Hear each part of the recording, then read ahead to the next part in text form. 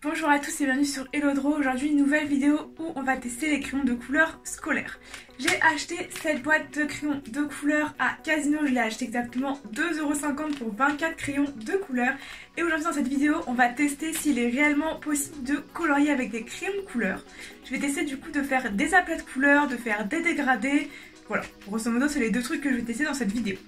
Le but c'est de savoir s'il est possible de faire quelque chose de joli avec des crayons de couleur. Bien évidemment les crayons de couleur de type professionnel tels que les Prismacolor, les Polychromos, les luminances, voilà, sont évidemment meilleurs vu qu'il y a plus de pigments, c'est juste logique, voilà. Mais on va quand même regarder s'il est quand même possible de faire quelque chose de joli dans les crayons de couleur scolaires. Et si voilà, on peut se contenter de ça sur quelques dessins.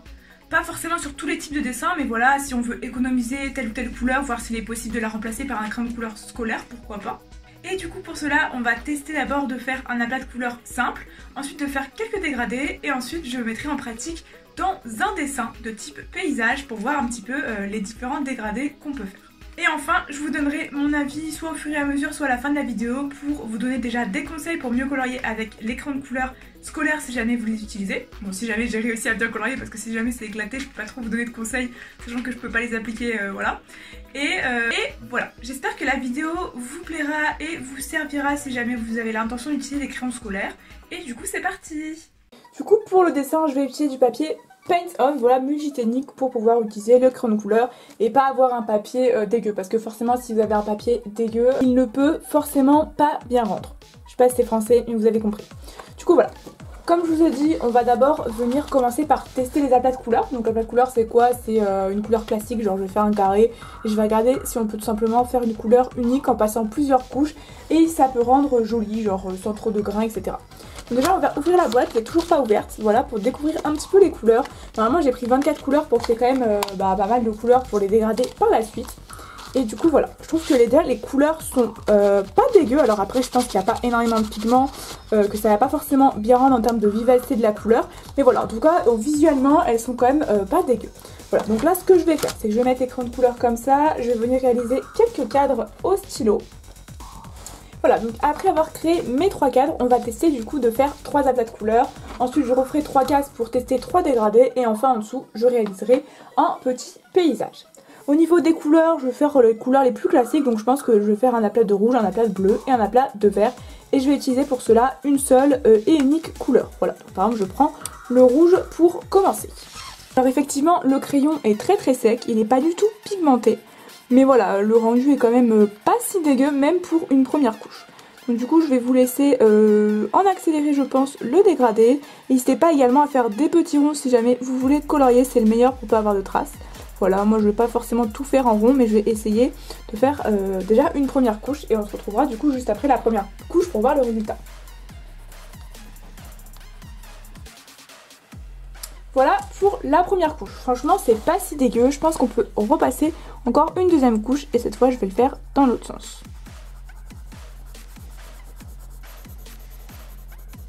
Voilà pour le premier rendu, franchement je trouve que c'est pas dégueu, je m'attendais à largement pire on va dire, sachant qu'il n'y a que 2 couches, hein. Vous pouvez passer beaucoup plus de couches que ça, mais voilà, je pense que 2 couches ça suffit pour le test.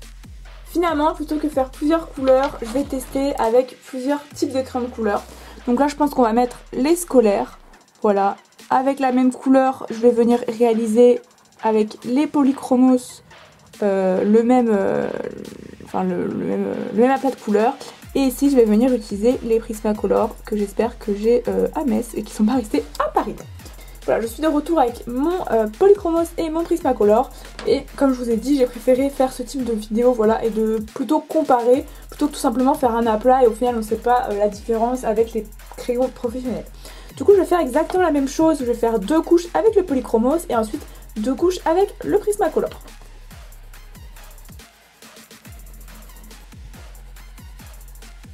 Du coup, comme vous pouvez le voir, avec seulement 2 couches, on voit encore quelques trous, voilà, tout simplement parce que il faut faire beaucoup plus de couches pour qu'on ne voit plus rien du tout. Là, j'ai fait uniquement 2 couches pour les deux, donc ça, grosso modo, c'est à peu près pareil. Par contre, ce qui change énormément, c'est vraiment la pigmentation. Vous voyez que pour une même couleur, voilà, donc j'ai à peu près pris 2 couleurs identiques, on va dire. Je vais essayer de prendre la couleur la plus proche. Le pigment est beaucoup plus élevé au niveau des Polychromos. Et du coup, maintenant, je vais tester avec un Prismacolor. pour voir la différence et du coup le crayon est beaucoup plus gras. C'est parti, je vais faire du coup 2 couches au Prismacolor.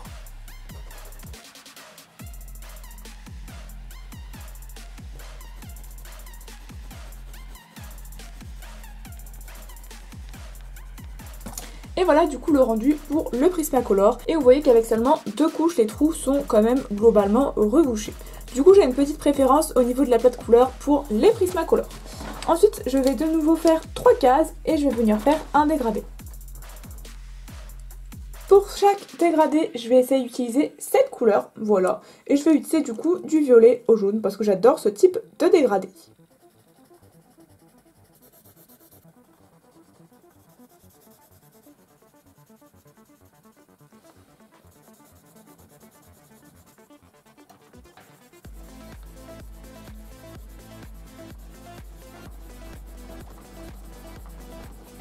Voilà pour le premier résultat et écoutez, je suis vraiment contente du résultat pour le coup. Enfin, je trouve les couleurs super belles, je sais pas ce que vous en pensez, mais quand même, enfin, je trouve ça impressionnant en vrai. Enfin, voilà, franchement, je suis super contente du résultat pour le scolaire. Après, comme je vous ai dit plus haut, c'est qu'il y a beaucoup moins de pigmentation, donc les couleurs paraissent beaucoup plus fades. Mais franchement, c'est pas forcément un aspect négatif. Parce qu'on peut réussir à faire un dessin avec une coloration un petit peu fade, type pastel. Voilà, donc franchement, très cool. On va maintenant passer du coup au dégradé côté polychromos. Voici du coup les 7 couleurs que j'ai choisies côté polychromos et du coup bon, je vous passe le dégradé en accéléré.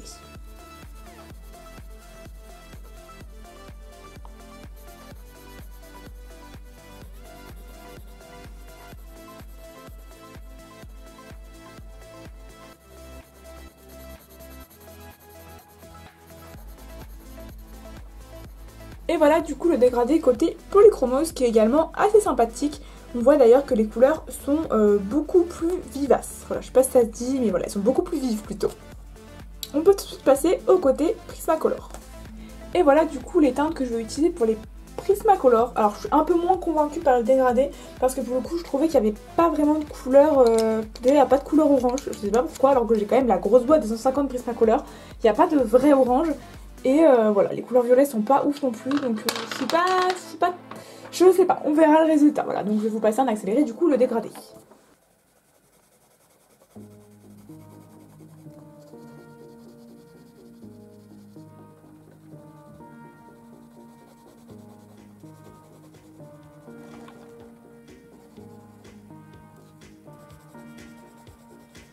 Et voilà pour les Prismacolor. Finalement le résultat est assez sympa. Voilà, j'ai quand même réussi à me démerder.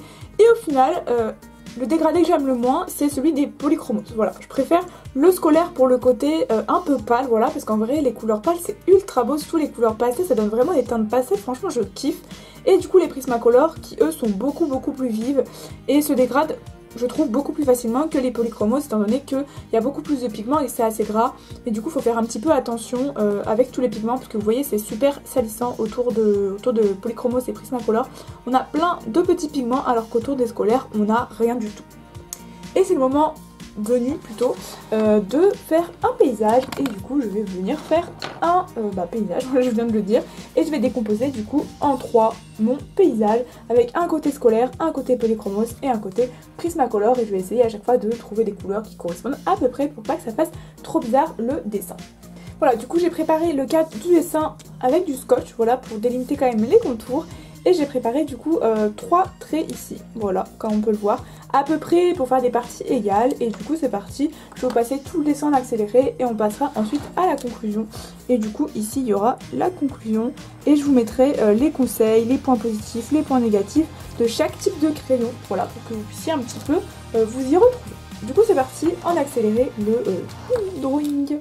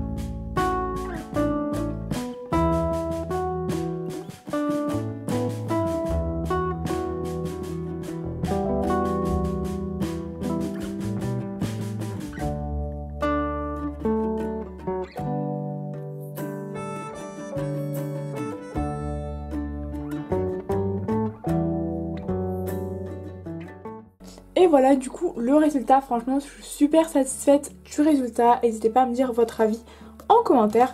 On voit clairement que les Polychromos et les Prismacolor, donc les deux couleurs, enfin les deux crayons de couleur professionnels, sont beaucoup plus pigmentés que les crayons scolaires, et ça se voit encore plus sur un dessin comme celui-là avec des couleurs grosso modo pareil. Vous avez vu toutes les couleurs que j'ai utilisées, c'est grosso modo les mêmes teintes, et c'est également sur le même type de feuille. Ça peut quand même avoir quelques avantages et quelques inconvénients, du coup je vais vous faire une petite conclusion de mon avis sur ces crayons. Déjà, petit point négatif des crayons scolaires, c'est que le papier arrive très vite à saturation. Voilà, donc c'est très compliqué lorsque vous faites des dégradés, ça se voit très bien sur le palmier. Vous voyez que le papier était arrivé à saturation à cause des différentes couches. Et du coup vous avez pu voir le palmier en fait se confond avec les couleurs d'arrière-plan, contrairement à ici avec les Prismacolor où le palmier ressort totalement. Voilà, donc après j'avais pas de noir pour les scolaires mais ça revient au même, enfin je veux dire j'aurais pris un crayon de couleur marron pour les Prismacolor, ce serait exactement la même chose. C'est très négatif puisque ça veut dire que vous avez un nombre limité de couches. Voilà, c'est dû au fait en fait qu'il n'y a pas assez de pigments. Du coup je marque pigment et je barre pour montrer qu'il n'y a pas beaucoup de pigments. Je suis désolée, mon écriture est dégueulasse mais j'écris de travers, du coup voilà. Donc il n'y a pas assez de pigments et du coup ça fait que voilà, on arrive très vite à saturation des couleurs. Du coup quand vous utilisez les crayons, ça c'est valable pour les 3 crayons, alors je le mets comme ça, il faut bien tailler son crayon. Ça permet du coup de récupérer le plus. Vous avez un petit point positif quand même, déjà c'est le prix, voilà, parce que 2,50 €, les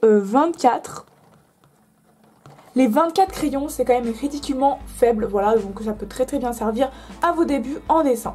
Du coup ce qu'il faut faire pour contrer la saturation, c'est surtout commencer par faire 1 ou 2 couches max au début.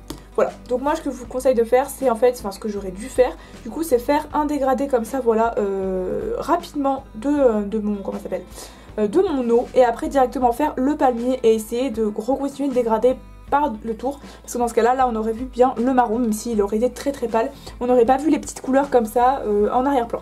Voilà, donc le but c'est de faire 1 ou 2 couches max au début et ensuite de venir refaire plus de couches. Et vous avez pu voir également dans mon dégradé, ça on le voit très bien sur le bleu. En fait j'ai tellement mis de couches qu'au bout d'un moment on pouvait plus rattraper les couleurs. C'est-à-dire qu'en fait j'avais beau mettre des couches, ça changeait strictement rien à la couleur du dessin. Et c'est très négatif par rapport à ici, vous voyez où le dégradé est beaucoup plus fluide. Où en fait voilà, j'ai mis mes petits traits bleus, mes petits traits violets, et en fait le papier arrive tellement... il faut mettre vraiment beaucoup de couches pour que ça arrive à saturation. Et du coup les pigments en fait se mélangeaient au fur et à mesure que je mettais les couleurs, et du coup le papier changeait. Du coup voilà. Le petit point positif c'est que ça fait des couleurs pastel. Voilà, donc moi j'aime beaucoup les couleurs pastel en général. Putain, j'ai fait trop mal. J'aime beaucoup les couleurs pastel en général et du coup je pense que ça peut vraiment faire quelque chose de sympa sur vos dessins. Ensuite pour les Polychromos, et voilà, déjà dans le négatif il y a le prix, voilà, parce que c'est assez cher. Et du coup les Prismacolor aussi, ça c'est logique. Les Prismacolor sont d'ailleurs plus chers que les Polychromos. Là il y a beaucoup de pigments, donc hop, pigments.